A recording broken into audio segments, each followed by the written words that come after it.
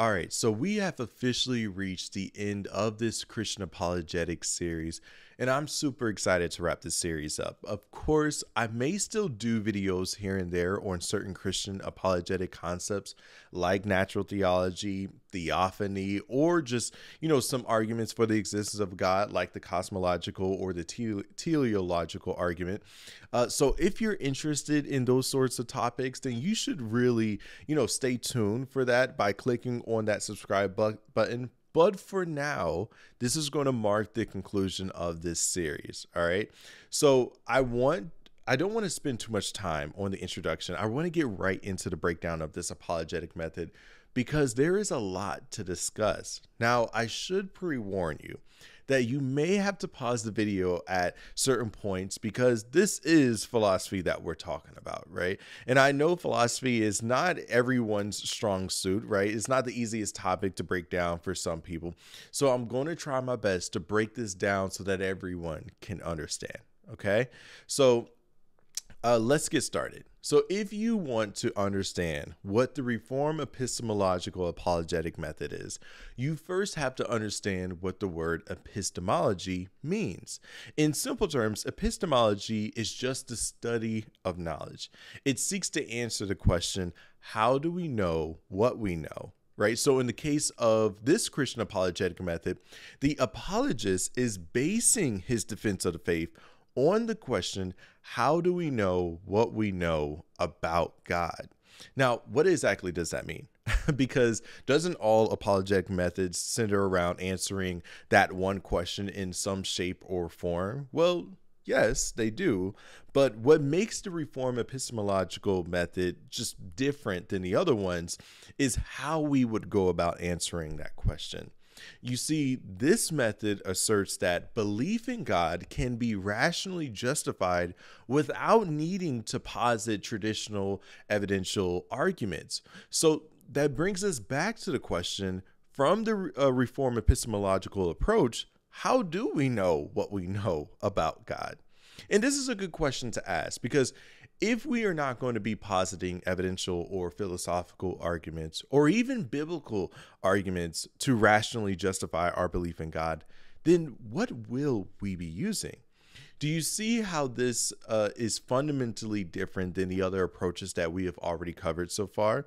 So if you've been tracking along in this series, you would remember from my previous videos that although the classical and evidential and cumulative case methods are distinct from each other in their own right, they all do seem to agree in some sense that the best approach to justifying our belief in God is by presenting rational arguments and evidences that support the existence of God and the truth claims of Christianity.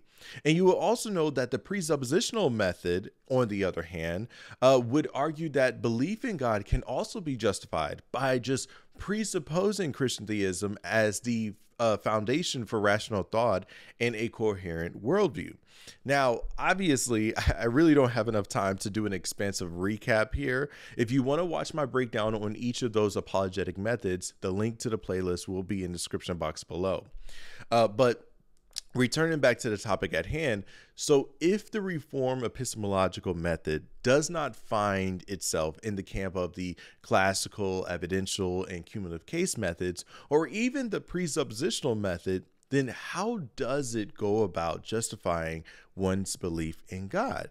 Well, this method does so by arguing that belief in God is actually something that is properly basic. Now, I already know what some of you are probably thinking, right? Which is, Janai, what in the world does that mean? And don't worry, I'm going to break it down for you, okay? So the term properly basic refers to a belief that is rationally accepted without being based on other beliefs or evidence.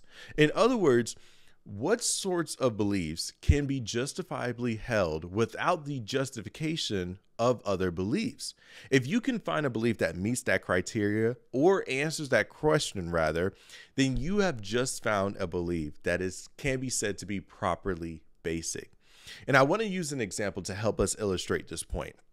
So many, if not all of us, would agree with this statement. My neighbor has thoughts and feelings just like I do. Now, I want you to notice what you're doing there by affirming that statement. You are naturally believing, and rightfully so, that other people have minds and experience emotions, even though that we cannot directly observe their thoughts. There is no scientific method that can be undertaken to prove that that belief is true, and yet we know it to be true instinctively and as assuredly as we know that we are alive and that the sky is blue, or at least that the sky is a reflection of the water, however you want to, explain that. Now, isn't that amazing? Why don't we instinctively conclude that other people are just mindless programmed robots instead of the cognitive functioning human beings that we believe them to be? You might believe to conclude that is utterly ridiculous, and perhaps so. But just know that you instinctively believe that to be the case with little to no evidence on your side at the outset, right? And I understand that we can come to this belief by way of using deductive reasoning to conclude that other people have minds because they seem to exert the same types of emotions or articulate the same types of thoughts as we do. But again, instinctively, I would argue, this is not what you are naturally thinking about whenever you see another person. More likely than not, you're probably not running through a bunch of probability tests on the likelihood that you are speaking to another human being like yourself and not a robot who just so happens to look like one, right? That would be dumb. Therefore, the belief in other minds can still be said to be a properly basic belief, even though we can come to that belief through deductive reasoning because it is immediate and because it is that intuitive response to the behavior of others, right? When we interact with other people, we naturally attribute things like thoughts, feelings, and intentions to them without consciously reasoning through a bunch of evidence to get to that belief, right? To justify that belief. So just as we don't require evidence to believe that a tree exists whenever we see it, we don't require evidence. We require inferential evidence to believe that others have minds when we observe their behavior. This is a prime example of what we mean when we say that a belief is properly basic. Does that make sense? Right? Hopefully, hopefully I'm not going too fast for y'all. And hopefully it does make sense for you, because understanding this is actually central to understanding the philosophy of Reformed epistemology. Now, this concept, as you can imagine, is completely juxtaposed to evidentialism, which in simple terms says that you should only believe something if you have solid evidence for it. Now, what's interesting about evidentialism is that it's not entirely reliable because it overlooks the fact that many of our everyday beliefs don't rely on direct evidence, yet they are still reasonable to believe. For example, we believe in things like the existence of the past or the minds of others, as I've just demonstrated, and even basic mathematical truths without constantly demanding proof, right? In addition to this observation, proponents of evidentialism use it inconsistently because they accept these common sense beliefs without evidence while demanding rigorous proof for others, like the belief in God, right? And so you can see that this inconsistency reveals a fatal flaw in evidentialism, primarily being that it doesn't account for the properly basic beliefs that form the foundation of our understanding and knowledge, right? So it's showing that not all rational beliefs require evidence. Now, this brings me to the next part. Now, that brings us to the central question of this video. Can the belief in God be said to be a properly basic belief? Well, Alvin Plantinga, who is an American analytic philosopher, certainly thought so, as he was the one who popularized this idea and this apologetic method.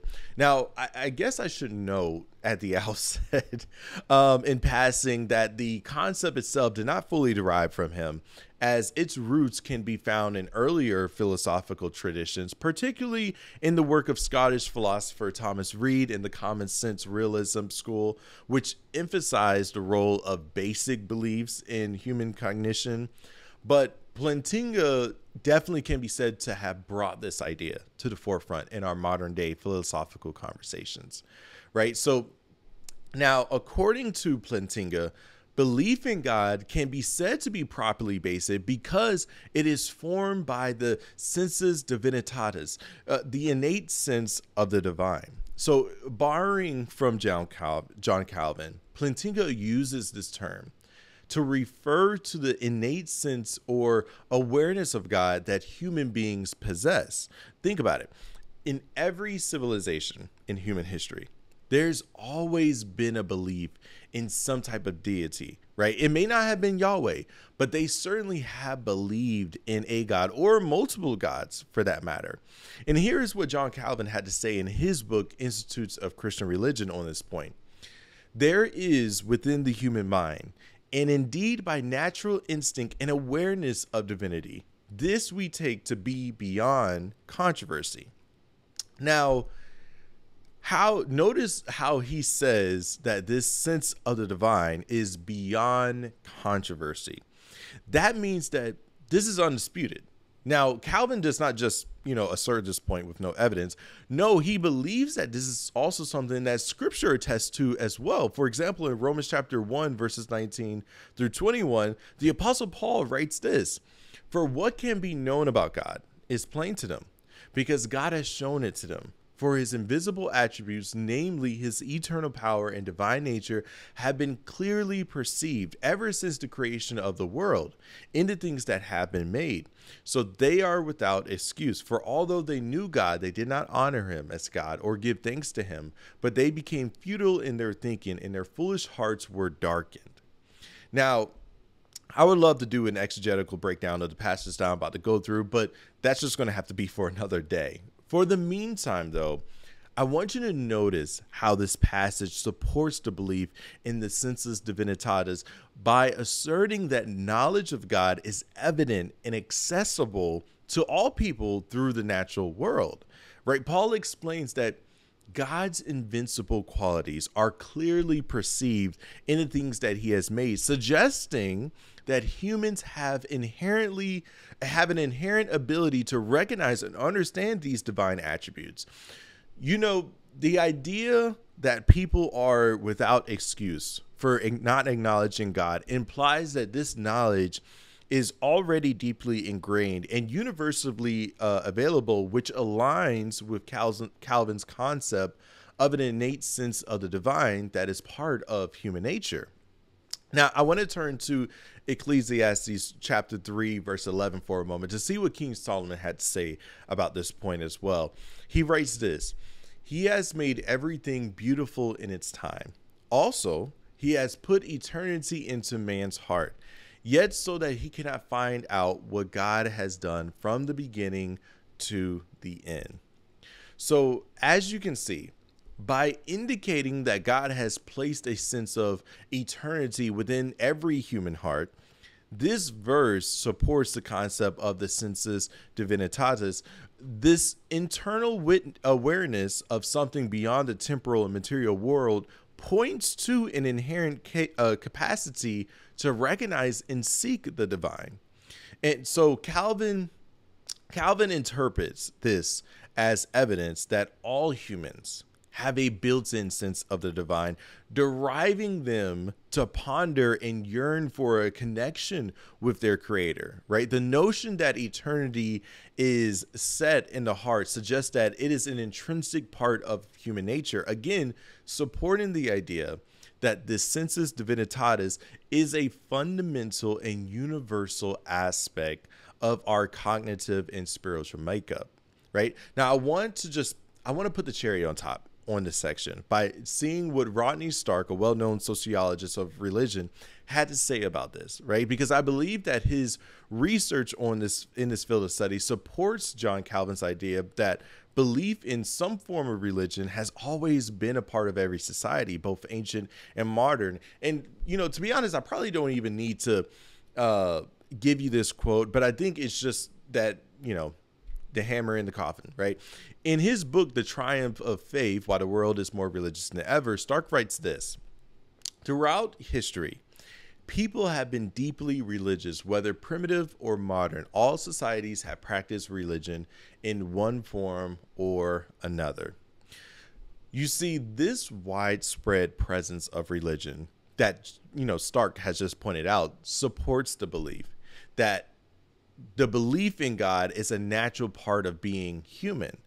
Building on this idea, Plantinga then argues that the sensus divinitatis makes us believe in God in a direct and immediate way, just like how our senses makes us believe in the physical world around us, right? And because this belief arises so naturally and universally, Plantinga contends that belief in God is warranted and can be considered a properly basic belief. This means that it is rational and justified on its own without needing additional evidence. Now, I want to explain what I mean when I say that a belief in God is warranted, because that is another concept that Plantinga fleshes out in his argumentation. You see, the idea of warrant helps us understand the difference between simply having a true belief and actually knowing something to be true.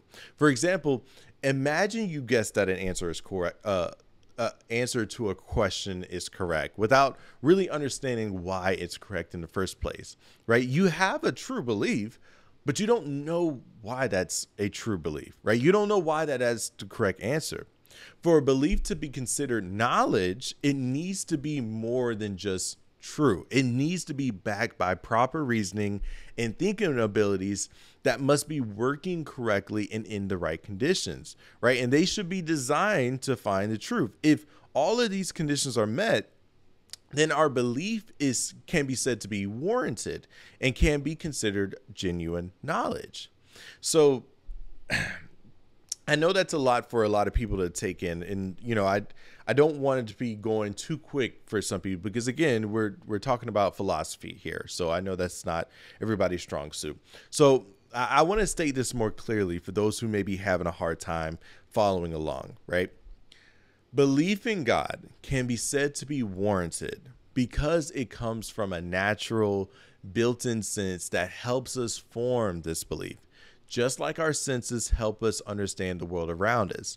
Imagine how we trust our eyes, right, to show us what's in front of us, or we trust our ears to help us hear sounds. We don't usually question these senses because they genuinely work well and help us navigate life. Similarly, what Alvin Plantinga suggests is that humans have a kind of mental tool called the sensus divinitatis that naturally produces belief in God. And this tool works properly in the right conditions, leading us to believe in God directly and immediately without needing extra proof or reasoning. And because this belief comes from a reliable and natural part of our thinking process, it can be considered to be warranted. And this means that it's rational and justified on its own, just as we don't need to provide evidence every time we believe something that we see with our own eyes. We don't need additional evidence to justify our belief in God if it comes from our sensus divinitatis, right? The innate sense of the divine. This makes belief in God a properly basic belief, meaning it's a fundamental belief that doesn't rely on other beliefs or evidence to be considered reasonable. It stands on its own as a basic and essential part of our understanding of the world. That is what the Reformed epistemological method is all about, or at least that's the starting point to understanding what it is all about, right? Obviously, the sensus divinitatis doesn't get us directly to the God of Israel, Yahweh. Even Paul acknowledges that in Romans chapter 1, as he points out later in that chapter, that we have exchanged the glory of the immortal man for the images resembling, we exchanged, I'm sorry, I got that verse wrong. We exchanged the glory of the immortal God for images resembling mortal man and birds and animals and creeping things, right? So how does the Reformed epistemological apologists go about defending the true claims of Christian theism then? Well, once we have established the belief in God as being properly basic, then we can move into the traditional evidences for Christian theism specifically, like the historical evidence for the resurrection of Jesus, like fulfilled prophecies, like the reliability of the Bible, and, personal transformational experiences, right? We can get to those parts. Once we pass the biggest hurdle that most, atheists have, which is, how do we know that, our belief in God is justified? A lot of atheists obviously have a hard time believing in that. Now we can get to the portion of, proving Christian theism to be true. Now, before I move on to the next question, and, this actually brings me to this one question I have. I want to address a question that many of you may be asking yourself, which is, why do we have to even establish that belief in God is properly basic in the first place, right? Well, the reason why that is because it doesn't make much sense to go into explaining why Christian theism is true if the person that you are speaking to believes that it is irrational to even believe that God exists. It's like arguing with someone about an equation when they don't even believe in math. Like, you can do that, but just know that it's not going to be the most effective way to address, that question or, to go about that problem, right?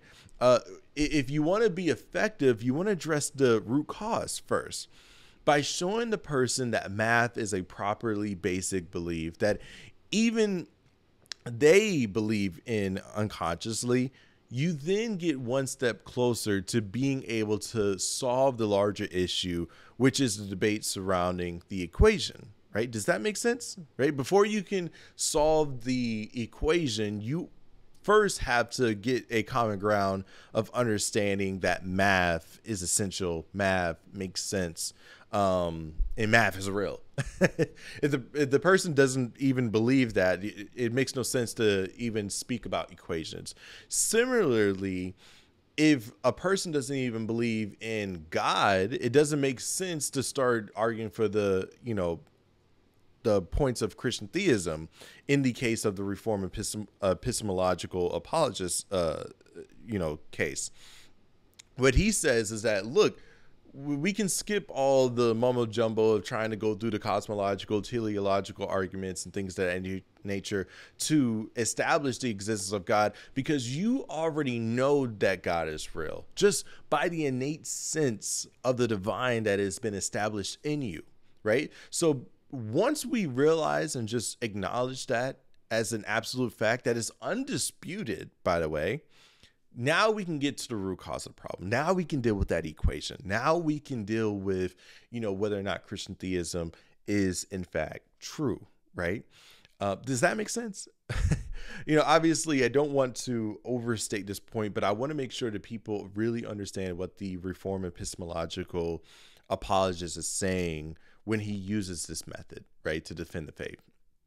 But anyway, now, obviously, the Reformed epistemological approach is one of many that you can take. So I don't want you to come away with the idea that this is the only way that we can go about solving the problem, right? Obviously, that is why I did other videos on the other apologetic methods that you can certainly check out at the conclusion of this one, right? I just want to make sure that you properly understand this one before you just brush it aside, because it's actually brilliant when you just sit back and think about it. But speaking of properly understanding this method, I want to move on to the next part of the video and tackle some common misconceptions about this apologetic method. Because even though this method isn't as controversial as the presuppositional approach, it still suffers from a lot of misunderstandings and misrepresentations that we need to address, right? So if you disagree with this method, or let's say you just simply don't like this method, I want you to disagree with the best version of it, not a distorted one. Disagreeing with a misrepresentation doesn't really count because you're not engaging with the actual argument.